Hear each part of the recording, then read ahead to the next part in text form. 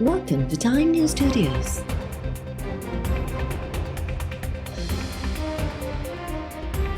You are watching 2 p.m. Bulletin.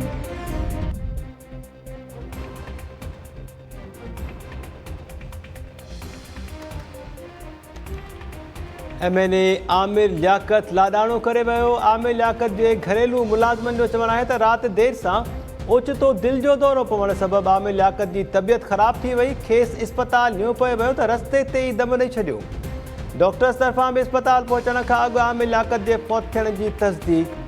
Aamir Liaquat जे लाडाणी जी ख़बर पवण ते क़ौमी असैम्बली जो इजलास मुलतवी।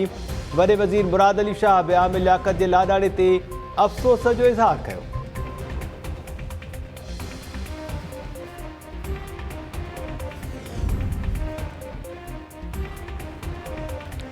सुप्रीम कोर्ट ऐं हाई कोर्ट जे जजिस जी पघारुनि तोड़े अलाउंसिस में 10% वाध मंज़ूर। सदर आरिफ अलवी वज़ीर आज़म तरफ़ां आला अदलिया जे जजिस जी पघारुनि में वाध बाबति उमानियल समरी मंज़ूर करे वरिती। ऐवान सदर मां जारी थियल पधिराई में चयो वियो आहे त सदर आइन जे आर्टिकल 205 तहत इहा समरी मंज़ूर कई आहे।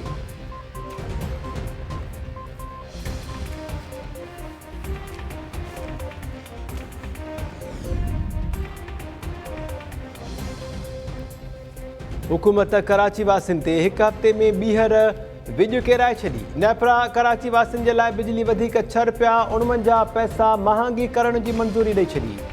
नेपरा जो चवणु आहे त कंहिं इलेक्ट्रिक जी बिजलीअ जे अघनि में वाध टिमाही फ्यूल एडजस्टमेंट जे मद में कई वई आहे।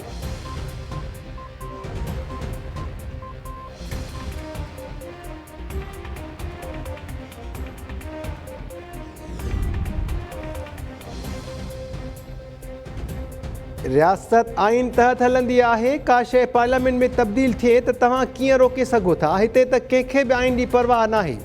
इस्लामाबाद हाई कोर्ट जा ट्वीट्स ते FIA जो नोटिस मिलण ख़िलाफ़ दरख़्वास्त ते ॿुधणीअ दौरान remarks.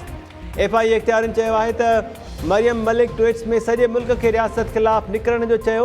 Chief justice Athar Minallah चयो त रियासत जा ॿिया बि खोड़ कम आहिनि। इदारा ट्वीट्स खां घणो मथे आहिनि। कंहिंजे ट्वीट्स ते बग़ावत नाहे थींदी। रियासती इदारा पंहिंजे ऐं किरदार सां इज़त सां ईंदा आहिनि। ट्वीट्स सां इदारनि ते कहिड़ो फ़र्क़ु पवे थो।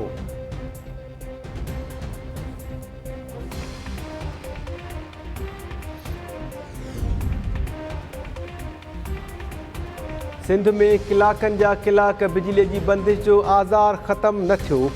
शहरनि में 10 खां 16 ऐं बहराड़ीअ में 18 कलाकनि ताईं अणएलानियल लोड शेडिंग जारी। कराची जे सदर लियारी चन्नेसर ॻोठ तारिक रोड मलीर क़ाइदाबाद बारवी ॻोठ ऐं ॿियनि इलाइक़नि में बिजलीअ जी बंदिश जीअण जंजाल करे छॾियो।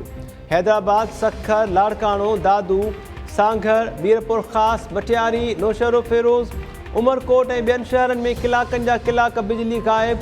शहरियुनि जो चवणु आहे त बिजली न हुजण सबबि पाणी बि नथो मिले। सॼो ॾींहुं बिजली बंदि हुजण सबबि रोज़गार बि मुतासिर थियो आहे। हुकूमत खां लोड शेडिंग मां जान छॾाइण जो मुतालबो।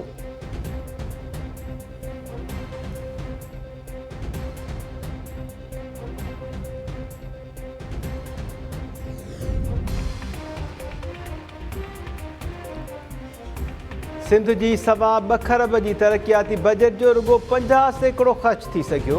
7 खातनि रुपए जो कम बि न करायो। नाणे खाते 47 खातनि खे जारी कयल फंड्स जो 66 ऐं असुल फंड्स जो रुगो 50% ख़र्च थिया।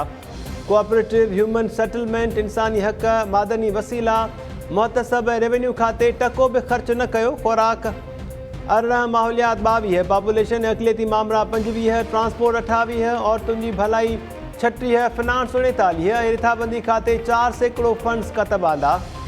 कानून ऐं फॉरेस्ट खातो 80% फंड्स ख़र्च करे सघिया। ज़िलई EDP बि 74% ख़र्च कई वई। मीरपुर ख़ासि नवाबशाह ऐं उमरकोट ज़िला पोइते रहिजी विया। वॾे वज़ीर तरक़ियाती रिथाऊं वक़्तसिर मुकमल कराइण जे लाइ मुख़्तलिफ़ वक़्तनि ते गॾिजाणियूं बि कयूं हुयूं।